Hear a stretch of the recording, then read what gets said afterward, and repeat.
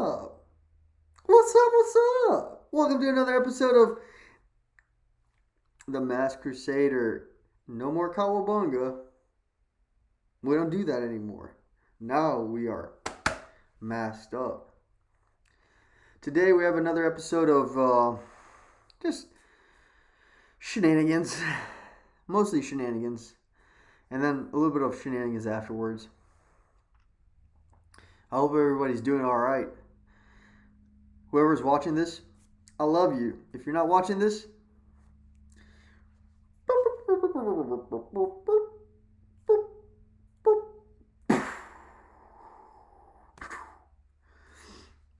so everybody, whoa, almost fell. Here we have another reading short story that I wrote myself. Obviously I edited some grammar for punctuality purposes and flow. I'm going to play a little bit of drums. I want to show you guys my spear. This is where I go hunting with.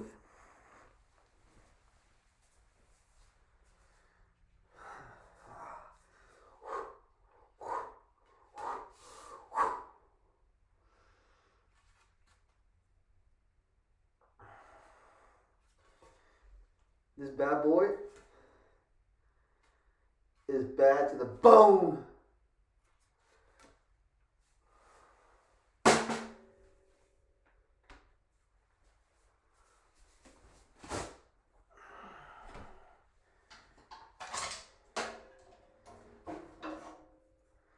One, two, three, four.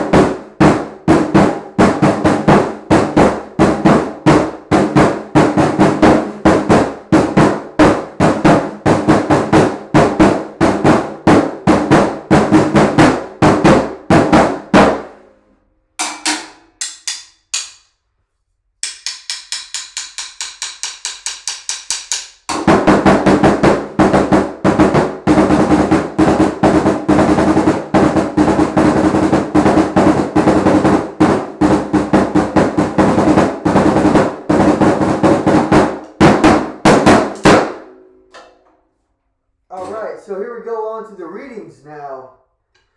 Something a little more chill, tranquil. Relajarte, por favor.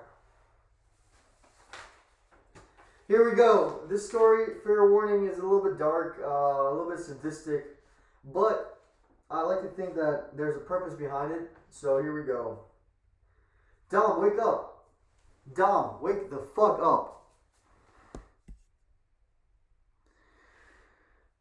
Said Stephen with urgency.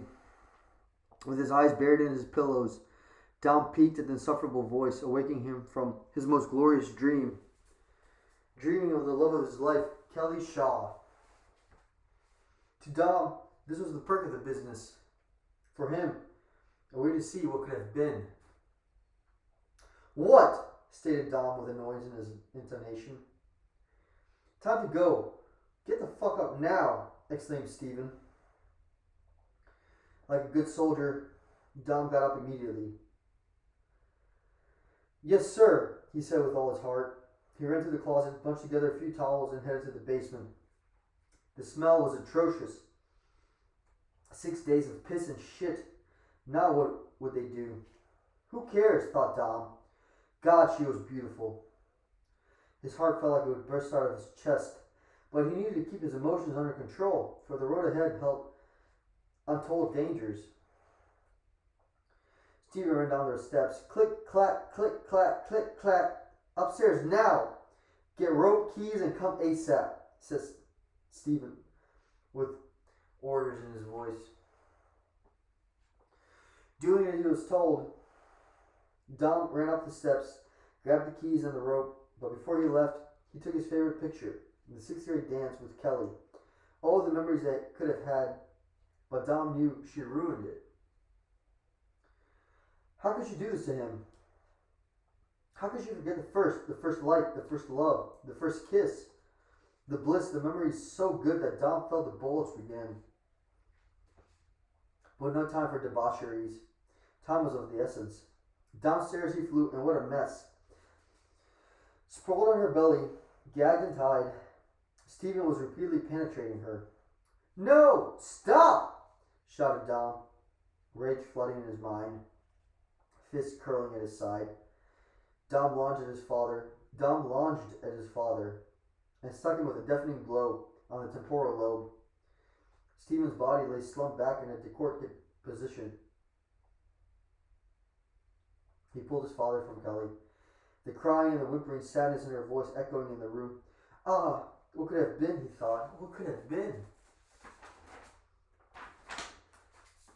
Her succulent body, so fragile, so weak, so tempting, oh, so sweet and so delicious. He unzipped his pants, grabbed his cock, and thrust it inside. The wet sensation of her tight grip, her whimpering cries, and the stench of his shit and piss made him feel impossibly hard. Her muffled screams were such a turn-off that he pulled off his Johnson, slapped her bubble butt once more, and grabbed her zip ties with ferocious intent. Come here, you filthy bitch! He ripped the gag off her mouth.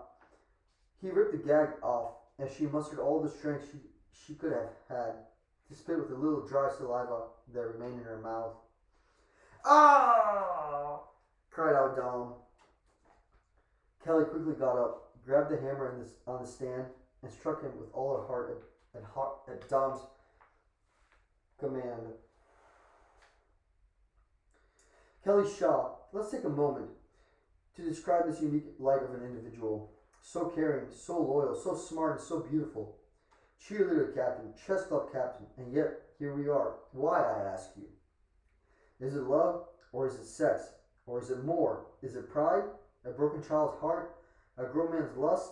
Who is to tell? But this story doesn't end well. Not well. Not well at all. So here we are now to the funeral. Cut scene. Back to our story as we sit here gathered to mourn the loss, a tragic play of sadness, of sadistic lust. I'm sorry guys, I misread that. Back to our story as we sit here gathered to mourn the loss, a tragic play of sadistic lust. A tragic life so full of light, so full of night, so full of darkness that the likeness of you and I cannot fathom such a sight. So how does this story end? Not well at all, my friend. Not a good story to tell in the plays of life lie like times on a fly's eyes. So how does the story end? Not well, my friend. Not a good story to tell when the plays of life lie like times on a fly's eyes. The devil took his toll. Dom paid his price. Stephen broke down twice, and poor Kelly Shaw, she too now sits on thin ice. As the stories usually go, as love does, so does the part of love we confuse with lust. Well, that story was kind of dark, and it's about a father and son duo who confuse what love is with lust, with the need to desecrate what is whole, which is Kelly. And overall, the theme is dark, and it's supposed to be a satire in a way that makes fun of the foolishness in our own hypocrisies. For Dom and Stephen were very evil.